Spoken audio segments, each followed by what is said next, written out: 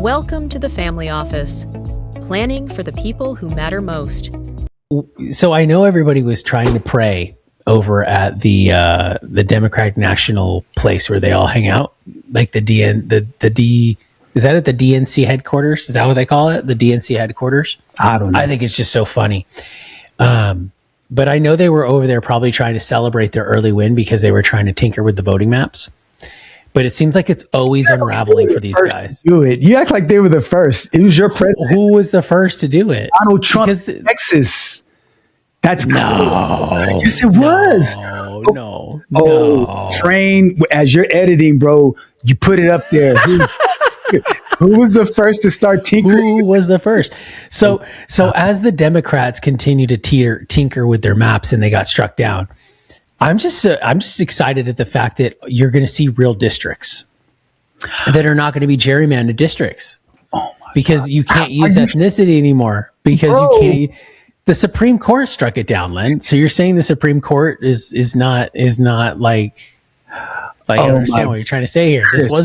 This was a Supreme Court decision. And then furthermore, the Virginia State Supreme Court said no to the voting or to the districting thing that they redistrict, which was a vote in, right? Which was voted in. And they're going to go, I'm going to take this to the United States Supreme Court. Well, if they take it to the United States Supreme Court, we already know how they sided with this stuff. So guess what's next? California I would not be surprised if you see that whole law, that prop that California did, be undone. Okay. I don't think you guys are going to have a net. I think you guys are going to have a loss of seats. Who's you? Not you guys. Not you guys meaning you. Okay. You guys are going to see that loss, meaning the Democrats are going to see a loss of seats, and I think Republicans are going to see a nice healthy gain. Oh, no doubt. There's no doubt. No, there is an opportunity for the Republicans to gain. I think they've said around 8 seats in the Senate. So, or is either the House or Senate, I don't remember. So, but 8 seats. So if they're getting 8 seats, here's the thing, Chris. What you're saying is that the people are going to redistrict based on getting votes for their party. Both groups are both guilty. And because both guilty of redistricting, there needs to be some type of federal law and federal process to make sure that everything's fair all the way around. So what do I mean by that? Well, it should be a law where every 10 years, based on the census, you get together, you have an independent body that's outside that doesn't have any political gain. And they had that in California, by the way, to draw the district maps. And then they overruled it. Because Donald Trump went after Texas to get those 5 seats redistricted. You know that, Chris. You know that. That's exactly what happened. No. Okay, please tell me what your version of that story is.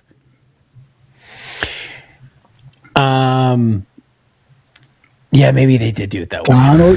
Yes. But it's not Donald Trump's fault. He doesn't have control over that. He doesn't have control over that. Influence, Chris. So I get it, but why was it? I'll tell you. So Donald Trump saw the fact that he's losing popularity and the Republicans are going to lose seats because of his popularity. Him being the narcissist that he is, he reached out to Abbott and said, hey, why don't you redistrict Texas so we can gain 5 seats? And so he did that. Governor Abbott did that. And he's a popular governor. And so plus it was he's been a good fiscal governor, no doubt about that. So, but here's the point is that once Gavin Newsom saw them do that, he said, you know what? I've realized that I'm going to fight fire with fire. And so I'm going to go and we're going to call it Proposition 50 and we're going to go out. So 2 wrongs make a right. No, they don't. They don't. But here's the thing. If there's one side in politics that's playing dirty and you play clean and you get mopped across the floor and you start losing your power, at what point do you keep taking the beatings and say, you know what, let me fight back? Now, I'm not saying that that's okay, because two wrongs don't make a right. But this is the reason, because I voted for Proposition 50 only under the auspices that the change is temporary and that it goes back to the way that it was. Because I don't. You really think it's going to be temporary, then? I hope what in not. government is temporary. What in government is temporary. I agree with that. I agree. How could you even act on the promise of them ever thinking anything? But what's the alternative, Chris? And didn't the Texas stuff get returned though? Didn't it get overturned? I thought the Texas stuff got turned back. I thought it got unturned. Have been shifted, and so California reacted to the shenanigans. Go check it out. Let's check it out. Did the Texas remapping? Yeah, because okay, so see, the U.S. Supreme Court heard this case and allowed the Texas stuff to go through because it was not considered racial gerrymandering. I agree. But that's not what I'm talking about. A lot of the stuff is racial gerrymandering, especially in the South states. So I think it was before, but Chris. But I think what happened in California is that set off. I think it was all set off with the chain of reactions. But what happened here is that they are all playing tit for tat with the BS. And I think what's going on here is that they shouldn't have responded, because they responded, they got themselves in more of a big issue with it, because they're not losing seats. The Republicans aren't losing seats. The Democrats are losing seats because they responded. So I think they put themselves in a trap. So if I'm looking at this from the outside in, I'm going, damn, you guys fell into the trap. Yeah, you guys fell into this trap. Donald Trump set the trap for you. And once again, it explains why they resort to violence. That side, their followers resort to violence, Len. There's the data overwhelmingly suggests that left-leaning political beliefs commit most of the political violence. It's documented. It's well documented, Len. It's well documented. Come on. How can you not get with that? It's well documented. Okay. So I understand your argument about political protests, but that has nothing to do with the redistricting argument. And this is an argument, Chris, about taking seats because you see that you're at a disadvantage. And so the Republicans realize that they're at a disadvantage. And so they're using the system. And this is the issue that I have, Chris. It's not about creating strategy. It's about eroding public trust.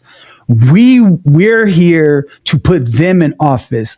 They're not there to take office and control everything that happens. They're supposed to be constituents that we put in office. And so when you start redrawing lines and you start messing with the normal flow of things, then you erode the trust that we already are. We're skating on a very thin ice as it relates to trust right now. And all they're doing, both sides, they're taking steps to continue to erode the trust. If you look around at all the different polls, Congress has never had a lower approval rating than they do now. And it's continuing to go down, and they don't care. And that's both sides. They don't care because they don't have term limits. So I think if anything needs to be done right now, it's that these guys need freaking term limits. Like, Len, that to me is the biggest thing. But these guys all come out of wacky legislators. I mean, these guys come out of these states and they become weird. It's like, look, I don't know. I think term limits is a very viable solution to a lot of this madness. And how do you create a law? I think it has to be a constitutional amendment. I think it needs to be a constitutional amendment. I mean, because think about it, Len. What's the interest in overturning that? What's the only way that thing ever term limits would ever have teeth? Is with a constitutional amendment, because it becomes totalitarian. Right. But look, I know in wrapping up here, we talked about a lot of things here today, but I think the most exciting thing, and I know I want to throw this in here because I'm becoming a really big fan, and I'm not sure if you're following it or not, but I'm becoming a very big follower right now because to me, it's a phenomenal example of how I believe civics is supposed to work. And that is Spencer Pratt for mayor because of LA, because I think that he is doing exactly what civics are supposed to do. He has a massive cause. The city, all these guys, he's exposing everybody, and the polls, he's surging in the polls, and his opposition, which are just atrocious. I'm not going to say anymore. You know how I feel about those people there in LA, are doing the same old, same old. They're trying to attack him. But I don't know, Len, I think to me, that's right in your backyard. I'd be excited about that because that directly, I wish that, I don't know how you're not more passionate. Maybe you are. You're not more passionate about that versus congressional seats and congressional mapping, because the city of LA is right down the street from you. The county of LA is right down the street from you. And not so much so the fact that LA is right down the street from you, but that LA used to be something cool. It used to be something that you could be proud of in the United States. And now it's just this cesspool.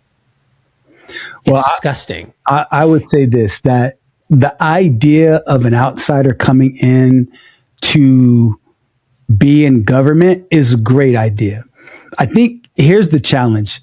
It's very easy to throw pot shots from the outside and be a voice of opposition.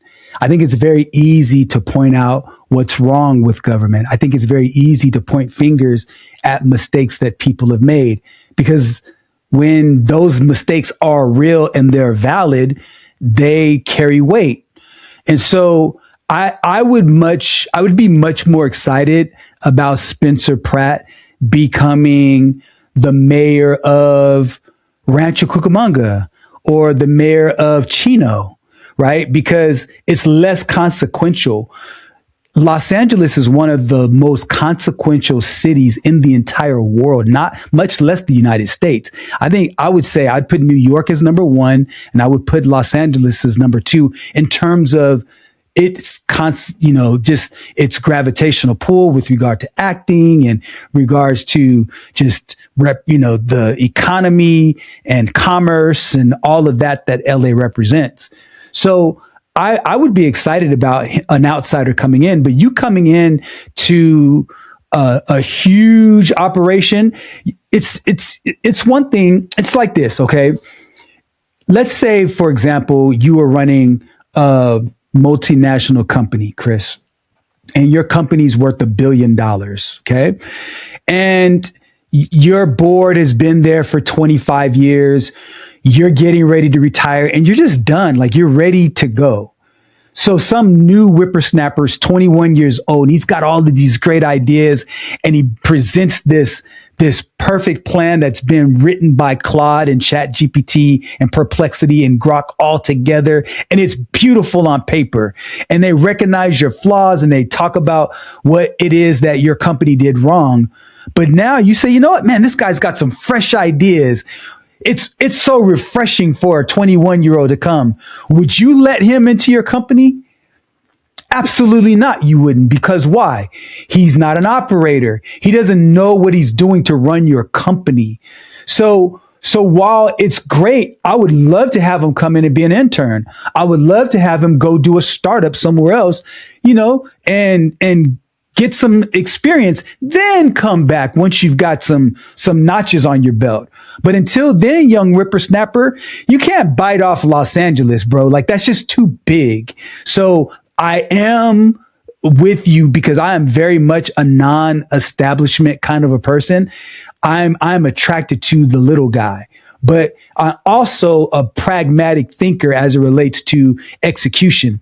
Anybody can talk about the fact that the homeless is a problem, but it's another thing to come and actually take care of it. And so just before, I turn it over to you, because I know, Karen Bass was not good with the fires. She's been terrible with homelessness because they've spent close to $1 billion, and it's only homelessness has gone down by some say 7%, some say 3%, but there's nothing that suggests that it's gone down more than 10%. There's 43,000 homeless people in Los Angeles alone. So So here's what I would say that would need to be done, which Karen Bass has not done. So I want you to know that I'm not her supporter. So what happened is when she came in the office, they had these different programs where they bought hotels that were, dilapidated and unused, and they used those to become homeless facilities. Homeless people move in, but now you've got this problem because you have families and drugs, drug users and people that have mental health, and they didn't separate the different populations. That's a mistake. I can speak from experience because my father's been working with the homeless for the past 30 years. So I understand these issues very, very intimately because I've seen them happen. When you mix populations with each other, it's not going to work. So it's one thing to have a policy to reduce homelessness. It's another thing to have policies that create accountability systems for the institutions that come in and claim that they're going to reduce homelessness. There should be public reports about how homelessness was reduced. Who are those individuals? There should be contact tracing for them. What's their story? How were they homeless? Are they mentally, ill? Were they chronic homeless? Are they drug users?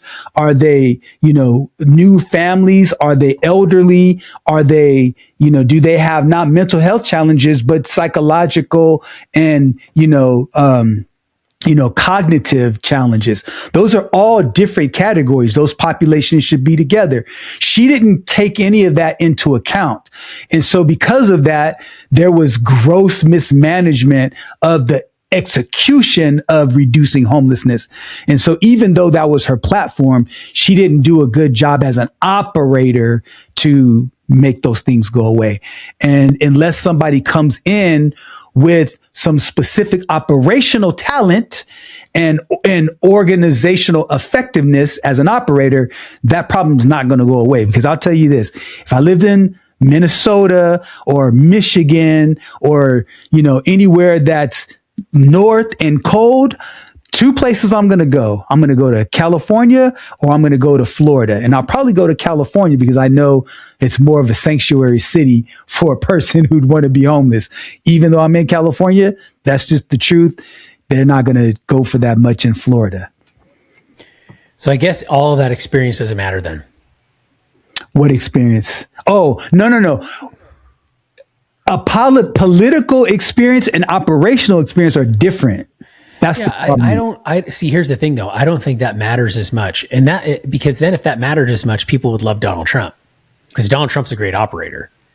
I mean, clearly he's an operator. He creates market value, right? I mean, say what you want to say. I don't care what you want to say about Trump. He is a multi-billionaire. Sure, he's been a multi-billionaire, and he's been a multi-billionaire for 30 decades or 3 or 4 decades now. Right? Which means that he's been able to survive all different types of things, which means he's a good operator. I don't think any of that matters at that level because I think what's going to happen is that it just takes the right leader that cares about the actual city and cares about the actual environment. And it cares, like you said, it's very consequential. LA is very consequential. So in that case, if it's so consequential and is so important, what has any of the incumbent leadership done that has demonstrated their worthiness and to stay there? Because the data and the statistics has shown you that the city's gotten worse since they've taken over. So the fact that Spencer Pratt doesn't have any experience in whatever is better so far than what we're getting. Because the people that do have experience that are supposed to be there to have all these, whenever I hear that's what scares me, Len, is whenever I hear the word program, come sign up for my program, my new program. That just means more waste. That just means, let's figure out more problems for us to solve so we have jobs. That's really all there is to it. I think a guy like Spencer Pratt forces all of the people that are in there right now that get their jobs without merit. DEI is a lot of them now, not as much as they used to be, but there's a lot of jobs that are still there without merit in the government positions. I think Spencer Pratt forces a lot of those people that are there without merit to go away and then opens up those markets for people who are qualified, I think, to come in there who really give a damn about actually making the city work rather than just making the city work for certain small minority groups of people who have these ideals, right? Because what seems to be happening is that California does look like it's turning into a third world communist city, which is really, it does. It's a war zone. And that's because the leadership is allowing it to. And yeah, somebody needs to come in there and take accountability. And what's interesting about it is you do say accountability, Len, but nobody that's currently in power right now wants to take any accountability for what's going on there. They just want to blame everyone else. They don't want to take any accountability for it.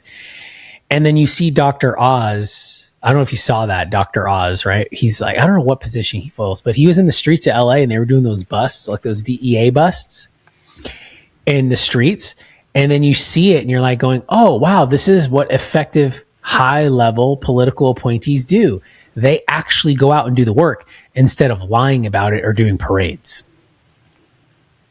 Well, and that's kind of what a lot of those people have done. So I don't think you're arguing anything against what I'm saying. So I'm not at all. I see your point, but I don't see how it holds. I don't see how I see your exact point, but I don't see how these guys get, I don't see how there's justification. I don't see how you don't justify. I guess my point is that I don't see how you don't justify Spencer Pratt versus, and maybe I can ask you this. How do you justify Karen Bass over Spencer Pratt? I already told you that I didn't justify her. Right. So we're on the same page. Yeah. But as of right now, what I'm saying, this is what I'm saying. Would you keep her or would you let Spencer Pratt get elected? Okay. So what poison would you pick right now, knowing what you know? What I would say is that if I were a citizen in Los Angeles, I would be very torn, and it's choosing between the known versus the known unknown. I would probably lean more towards, I would definitely vet him. I would definitely attend different debates or something like that. You know, because if I lived in LA, I would certainly be an active citizen understanding the consequences of this particular election cycle. And so I would definitely do all of my homework. And if I came to the conclusion that he would be the better candidate, I'd vote for him. I would absolutely vote for him. And if it turns out that Karen Bass or even the other lady that's running, I want to say her name is like Prithvi or something like that. It's the council rep, right? Yeah, city council. Yeah. So I would vote. She has for her. no chance of making it, by the way. She won't. But here's the point: is that for me, I vote based on policies. I vote based on what I believe that person that's elected can and should do for me, and regardless of what party they are in, or regardless of any other descriptors, I vote based on policies. So, you know, again, I know that on all sides, I probably have enemies in the Republican Party and the Democratic Party because I don't trust any of it. When do you think Americans will start trusting it? Because we talked about this on the last episode. The congressional support or congressional faith is so low right now. And you and I agree on this very heavily. I think it's just disgusting the way a lot of these guys conduct business because they're both on it. But when do you do you ever see it changing again? I don't ever see it changing again. I don't have any faith in it, man. I don't see it ever. So that's the problem though, Len. Where do you go? Like, how do you go down that boat? Like, I don't see it changing. I don't have any faith in it.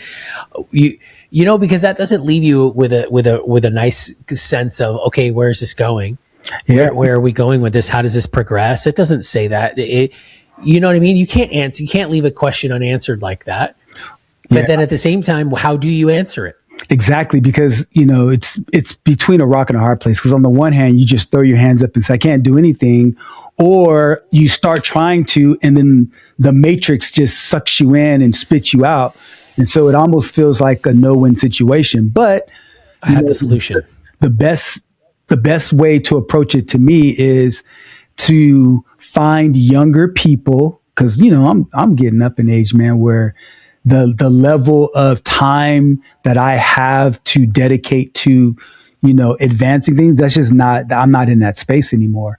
I would say I would want to influence the younger generation and find a group of like-minded people and get them to understand how to engage civically to get elected to office. But the problem for them is they're disillusioned right now too, because they're not doing so well. Their prices are high. The ability to get what was sold as the American dream before, which is home ownership. I'm not saying that is the American dream, but that's what is a real strong position that someone would have from a middle class mindset, is to be able to have a house and to be able to have security. And they don't have that. So you said you had a solution. I'm very interested to hear what that is. Well, I think you're being sarcastic. No. I mean, the sarcastic response would be just make more money. I mean, but that's not a solution for everybody. No, because you're not there yet. Maybe you're probably not there yet. But I think the solution that realistically is that you're right. We need to get people more engaged again and less distracted, right? And I think it starts in the home. So a lot of parents need to be more responsible for their kids, and they need to be proactive about what their kids are learning, how their kids are reacting in the world, all the way down to the simplest thing as making sure your kids know how to take care of themselves when they come to you and they say you're bored. Right? Like when they go, I'm bored, Mom, I'm bored, Dad, I'm bored. If you could from the jump teach your kids how to, teach your kids how to deal with that challenge in their life. And that's the problem is that parents, we need to do a better job of empowering our kids so that they go out in the world and they know how to get involved. Because look, the fact is that if Spencer Pratt's house would not have burned down in Pacific Palisades, he would have given no crap about going out there and running for mayor. Sure. But because he was personally impacted, it came so far home to him that he went, wait a minute. And that's what made him go out there and make his campaign a reality, because he got so sick and tired. Because really, a lot of people are sick and tired of it. But at any rate, that's the challenge that concerns me, which is if people get too sick and tired of anything, it's just a matter of time before they revolt. That's just human nature. And if I have a voice and I don't feel that it's heard and it continues to happen that way, then I'm going to act out in a way that I am heard. So that you call that violence, I call that protest. Well, see, that's the thing. That's why Donald Trump is doing what he's doing, because Donald Trump knows that he has to eliminate malcontent amongst the large groups of people in America. And the largest group of people in America that have malcontent are the doers. They're the people that are in that section that have done what they were supposed to do. They did what they're doing and they're getting screwed by the system. And they're seeing people that aren't doing what they're supposed to do and getting rewarded for it. They're seeing politicians get rich. They're seeing their governments hose them. And that's what creates malcontent. And that type of malcontent is what creates civil wars. And see, that's where the rest of the world gets angry at America, because the rest of the world's been going through civil war since they've been around, and America's never had it. It's only had one civil war. And that civil war was to end one of the biggest problems in human history, not American history, human history, and then that which is obviously slavery. Because I know there's a lot of people then that like to say slavery is an American thing. And we all clearly know that it wasn't an American thing. Slavery's been around since the beginning of time, right? It's a human thing. It's a human problem. But America obviously had a civil war over that. Has any other country had a civil war over things like that? I mean, obviously civil wars over a lot of things. That's pretty profound, isn't it? I mean, that's a pretty profound thing to have a civil war over, I think, anyways. And go ahead. No, I was just going to say slavery was a major component of the Civil War. And, when you look at the economic prosperity that slavery brought to the Southern planters, they were fighting. They were fighting for that, and so they were fighting for economic, prowess as well. Yeah, absolutely, sure. But you can't have economic prowess on the back of somebody else on the back of somebody else's willful labor. So that in itself is born into the American roots of our virtues, right? Of our I say it all the time. You know what I'm talking about. Who virtues and whose virtues do you want to govern the world? American virtues or the virtues of Russia in in the ideals of that country. So not to say they're not good, but history has shown that they're not, right? So, or has history shown that it's not. So you get what I'm saying, Len. We've talked about it. I do. Yeah. So, I would say in closing is that if you're watching this and you're under the age of 30 years old, I would do everything that I could to learn as much as possible about the government structures, how they work, and what you as a citizen collectively with other friends and the opportunity to create influence now is unprecedented. And so if you have the ability to speak to other people in a way that's influential, use your voice and learn how to exert power and authority so that you can take your country back and see a country that you want to live in. Because without you, because if you're under 30, you're one of the largest populations. You're going to be the one that's running the government. You're going to be the one that's controlling policy, and your vote is going to count because numerically, it's just a matter of time before you're the one controlling everything. So if this is a world that you don't want to see, start doing something about it right now. And have a library. And when I have a library, you got to read. The secrets of the world are in books. Absolutely. But the lies are buried. Yes, they are. Well, Len, always a pleasure. With that being said, guys, if you like the content, like and subscribe. We'll see you on the next one. Len, have a phenomenal week. All right. Have a good one. Conversation has given you clarity on your next steps.